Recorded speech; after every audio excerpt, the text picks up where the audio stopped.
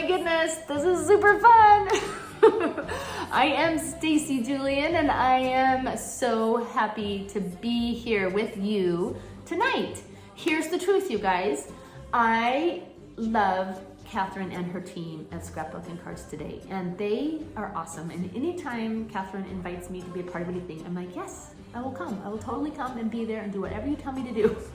Because I know whatever it is, it's going to be awesome. In fact, my last in-person event, like live event, was in Toronto in February 2020. And of course, none of us had any idea what was about to happen to us. But I'm super happy to be back in this virtual way. I love that we have webcams and that we can connect, so that the next best thing, right? The next best thing to being in person is connecting in this way via technology. So super happy to be here tonight and to have the chance to help kick off this weekend virtual Crop and Create event. Now, I don't want to assume that everyone knows who I am, so I'm going to introduce myself. But before I do that, you guys, I want you to print this. Shout out to Kathy Zielski, who designed this little one-page PDF that I would love you to print and have available, like with a pen or a pencil. While I share my thoughts, I want you to have a place to write down your thoughts. So if you can look for the link maybe below the video and find that and print it if you have not already, that would be awesome. Okay, so about me. I am Stacy and I live in Spokane, Washington, and I am a grandma, and that's pretty awesome. It's probably the only thing you really need to know, because being a grandma means you have more pictures and more stories to tell. I wasn't going to say that, but there you go. I many years ago was the founding editor of Simple Scrapbooks magazine. In fact, that is where I met my friend Kathy Zielski, and I have so many fun and fond memories of the Simple years. And after Simple, I started a website called Big Picture Classes, and many of you probably took classes with me there. And Big Picture is still available. I don't own it anymore, but it's still a destination for online education, and that's awesome. And after Big Picture, I really got into my own storytelling, and specifically in the realm of family history. And so I've taught for several years at a big event called Roots Tech. And that desire to become a better personal storyteller in my scrapbooks and in other ways has led to a really awesome opportunity that I'm so grateful for, to create a line of product called Story by Stacy, and that is in partnership with Close to My Heart. And in fact, Jill Broadbent is here at this event with me as well. She's going to tell you a little bit about the Story by Stacy products, and I think you should have received a fun little stamp set from Close to My Heart that is part of the Story by Stacy line. Okay, you guys, other than that, I hang out at stacyjulian.com. I do teach some classes there, and I just would love to get to know you better after tonight. I love my old friends, I love my longtime friends, and I love my new friends. And really, really, I love talking about stories. So that's what we're gonna do tonight. And I always like to have, maybe a memorable way to share my message, something that makes it easier to use and to practice. And I came up for tonight with the goal of making storytelling perhaps more accessible, less scary, more doable, and also more meaningful, more personal. I came up with the 7 C's of storytelling. And as soon as I wrote that down, I was like, that sounds like the 7 C's. Like, I think you've probably heard the phrase, sailing the 7 C's. And so I did a little Google research and found out that, the 7 C's across many ancient cultures was really just shorthand for the world, right? So if a sailor had sailed the 7 C's, then he had pretty much done it all.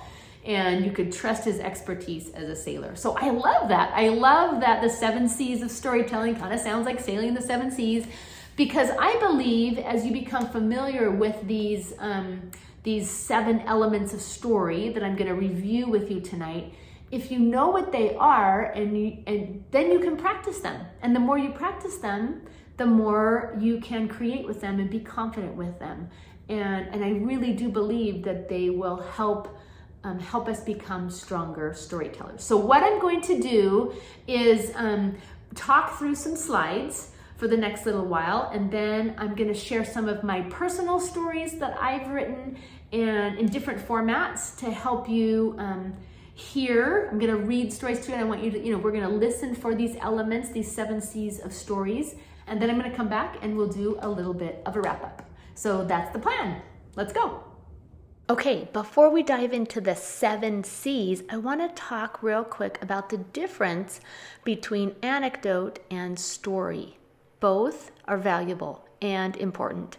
And we tend to refer to both as stories in scrapbooking because, hello, we're combining photos and words with the purpose of honoring a memory. But listen, there is a difference.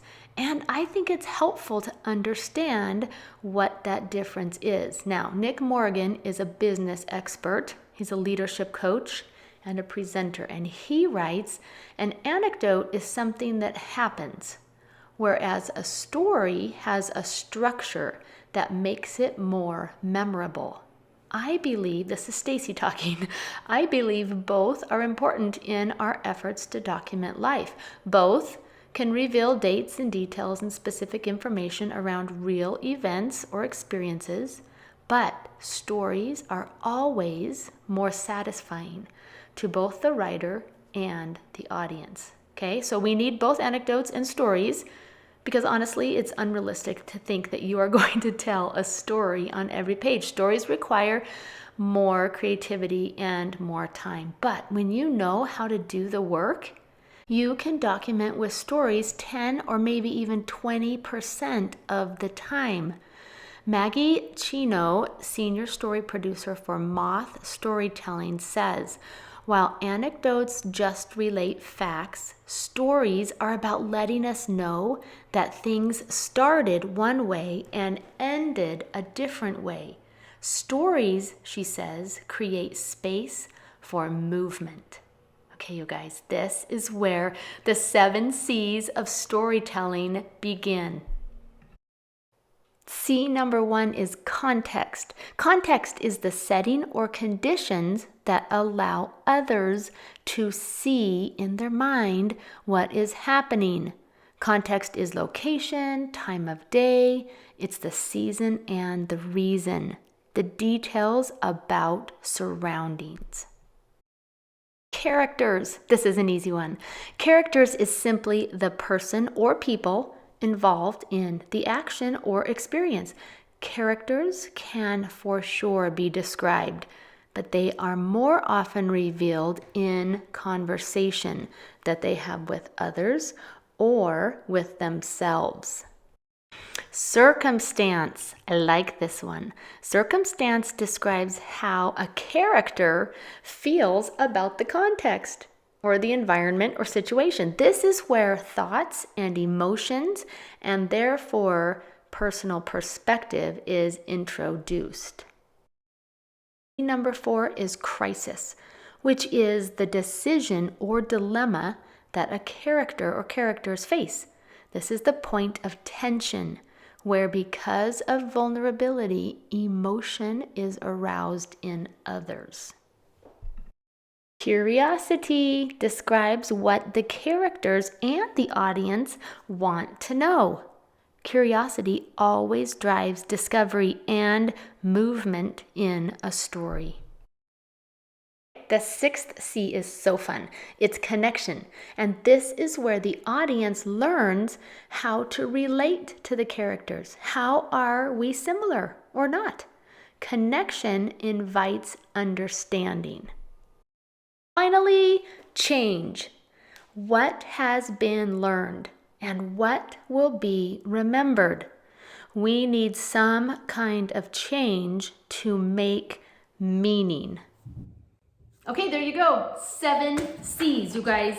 Context, characters, circumstance, crisis, curiosity, connection, and change. So here's what we're gonna do next. I am going to introduce you to one of our family pets, And no, it's not the snake. Some of you might know that we have a snake. I'm not going to make you look at a snake. But I have right here at my feet, and I got to move slowly, I have my friend Kottayam. Isn't he pretty? He is a Western painted turtle. Okay, and now I'm going to put Kottayam back. And he doesn't like being moved through the air quickly. Okay, you guys, I am going to read you the story that I wrote about Kottayam.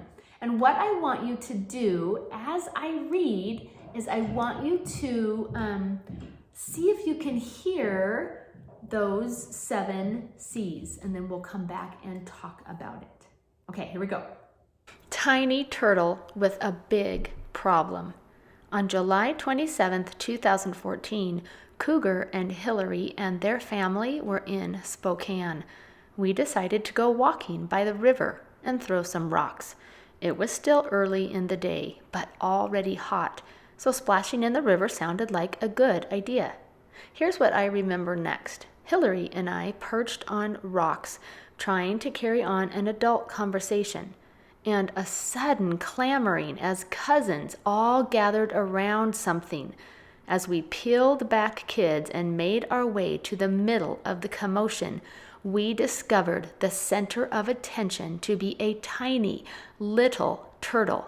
And yes, I know that tiny means little, but it was so very small that neither tiny or little without the other sounds quite right. Anyway, I don't think its shell was much bigger than a quarter. And in addition to being tiny and little, it was likely processing as much anxiety as a turtle can process, with squeals of curious delight and finger-probing exploding around it. I'm certain it wasn't 30 seconds later that I heard the first, "Can we keep it?" followed by a chorus of, "Yeah, keep it, we want to keep it." My response? Absolutely not. We are not set up to take care of a turtle, and I don't want to get set up to take care of a turtle, so the answer is no, period. And don't ask again, end of discussion. Play with it and then put it back in the river where it belongs. To which one of the older cousins probably said, "Yeah, huck it back in the river." You can tell from the photos on this page that nobody listens to Mom. What you may not have noticed is that tiny turtle seemed to be missing a leg. I believe it was either Parley or Taft who pointed this problem out first, and somehow that fact, combined with incessant pleading, changed the outcome of this story and the future of this miniature amphibian, whose name is now Kottayam.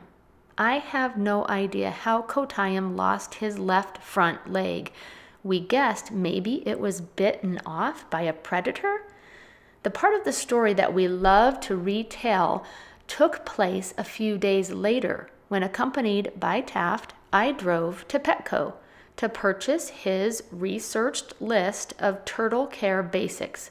Once inside the store, we stopped a clerk to ask directions and mentioned that we had found a turtle in the Spokane River, which, with great alarm, she replied, "It's illegal to remove a turtle from its natural habitat. You need to go return him at once." Before Mom Relief had even a moment to settle around me, I heard myself explain that we didn't know we were breaking turtle code and that we only kept him because he was injured. I pulled up a photo on my phone and I showed her. Her demeanor did a 180, and she then said with much compassion, "This is turtle rescue. Follow me." Nearly $400 later, yes, you heard that right, $400, we got Kottayam set up at home, where he has managed to grow into a much larger Western painted turtle with beautiful orange markings on his underside. And since he now has an official page in the family albums, it's safe to say that he is indeed a part of the family. I have to admit that even though I routinely threaten to return him to his birthplace, that I do in fact like him. I do not like cleaning his tank. But when the water is clear, watching him swim or walking by and seeing him all chilled out on his turtle platform is pretty cool. Plus, we have all grown accustomed to the gurgling of his filter and might even miss that constant but calm-inducing background noise. We are indeed a happy family of humans and a turtle. Oh wait, there's a snake too, but that's a different story. Listen to me. If I can tell a story about a pet turtle, imagine the stories you are going to tell about the people, places, and things important to you. I believe that these 7 C's of storytelling are going to help you. So let's talk for a minute about this turtle story. You guys, context. It's a hot summer day. You're by the river. You're splashing and playing. Characters are playful cousins, a couple of aunts, one very reluctant mother, at least one boy who really does want to have a pet turtle and bring him home and take care of him. We get to meet a pet store employee. The circumstances of the story shift drastically when we meet this employee. There's a crisis. We have an injured turtle. Are we going to return him? Are we going to bring him home? Lots of curiosity around how much it costs to take care of a turtle. I hope that there's some connection that you feel. And as I talk about my pet story, you might even be remembering one of your pet stories, how you brought a particular pet home and learned to care for it and love it. Certainly there is change, most especially in this girl. I've got more. Are you ready? I'm going to read you a story that is housed in one of my Story by Stacy products. This is a Stories I Love album, and this particular album is dedicated to Christmas memories. I don't remember his name, but I will never forget our conversation on a Southwest flight home to Spokane in the fall of 2012. I said hello and immediately sensed he needed to talk. I had been looking forward to relaxing and reading a book, so initially I wasn't thrilled. But pretty quickly, I dropped my judgment of this older, tough guy with his tattoos, long gray braided ponytail, and overwhelming smell of smoke. Because I discovered as he revealed them to me, bits and pieces of his story. He was mourning the passing of his wife, Claire, who had died earlier in the year, and he wasn't looking forward to the holiday season without her. She had loved Christmas especially. She made it special. Tell me about how she made it special, I asked. Oh, you don't have time for that list, he replied. But there was one thing, and this is where his voice cracked. No matter how much money we did or didn't have that year, Claire and I would go to Walmart and buy as many bikes as we could and take them to the fire station. She just believed that every child needs at least one shiny new bike on a Christmas morning. We landed, and he got off the plane fast. I had to wait for my bag in an overhead bin behind me. But that's when I knew what we would do. And we have done it every year since. He doesn't know about our Claire's Bikes tradition, but there are children on Christmas morning who do. I believe in the power of stories to connect and change us. Hey, right there. Right there are 2 of the 7 C's. Okay, let's talk about the C's in this story. What about context and characters? Yes, there's an airplane ride home. There's a man whose name I don't know, but I can describe him enough that you can see him in your mind. The circumstance, he's lost his spouse. The crisis, he's not looking forward to holiday season without her. There's a lot of curiosity around what's going to happen, right? What's going to grow out of this conversation? Certainly, there's connection. In terms of how we meet strangers sometimes that change or bring something into our life that we didn't anticipate. And there's this change, there's this new Christmas tradition. See if you can identify the 7 C's in one more story. This earth is full of natural beauty, but I happen to think that Washington got a lion's share with its majestic mountains, forested hills, and winding rivers that flow to the coast. Some of my earliest memories are of hiking on my dad's shoulders, wading through ice-cold streams, and camping in moss-flung national parks. I grew up exploring the 2-acre woods behind our home. I built forts and I imagined daring adventures. I fished in Lake Washington with my dad, rode bikes with my mom, and spent a week each summer on the shores of Orcas Island. Almost everything we did as a family was centered in outdoor recreation. And on the occasion that we ventured into the city, we still ate outside and fed the French fries to friendly seagulls. The rain never stopped us. And when the sun came out, my mother would burst into song. The bluest skies you've ever seen are in Seattle. As the oldest child of 5, my instructions were to go to college and return with a degree and a nice boy who would settle in Washington. It turns out I was wearing a U of W sweatshirt when my now husband first spoke to me. He asked, "Is the W for Wisconsin or Washington?" After Jeff finished his schooling, we took a job in Idaho, but an offer to practice in Spokane came a year later and we moved. I spent my childhood on the west side of the state, essentially 18 years, and I'm now beginning to launch my children after 18 years on the eastern side. I love both sides of my Washington home, but here's the rub. All of my siblings have settled other places, and my parents moved away last fall. What? How did this happen? And more importantly, what happens next? What if my kids settle in other states? They say home is where your heart is. I guess we'll see just how close to my heart my children really are. Do I actually love them more than these glorious trees? Wherever my trail leads, I will return, fill my lungs with this native air, and be grateful for sweet memories of home. I have an idea.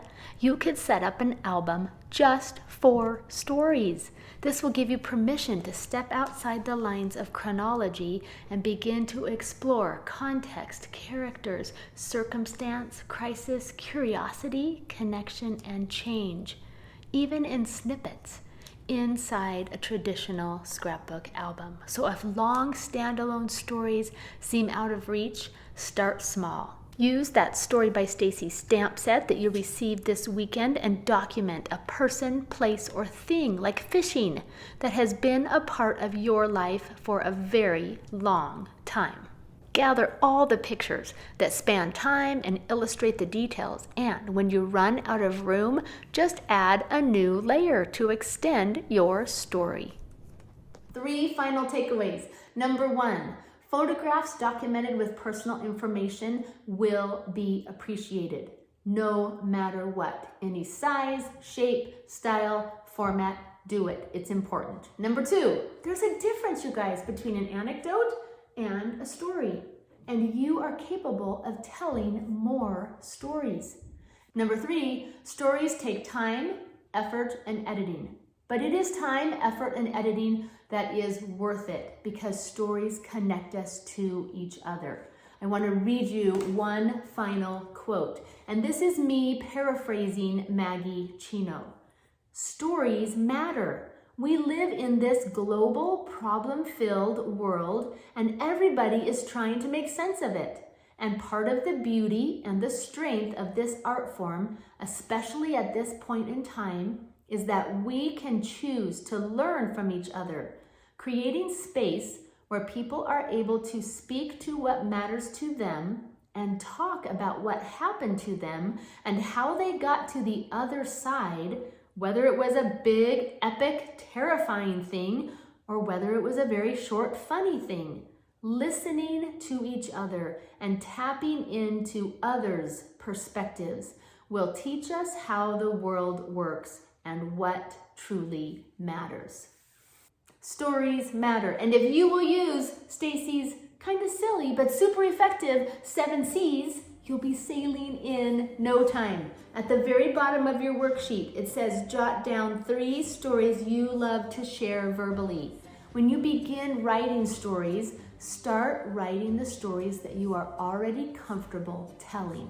I want you to write down 3 stories that you love to share. You tell them over and over and over again. And then I want you to circle 1, commit to actually writing out one of them.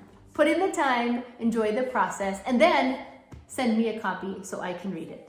You guys, thank you so much for listening. Have a fantastic Crop and Create Delivered experience, and I will see you soon.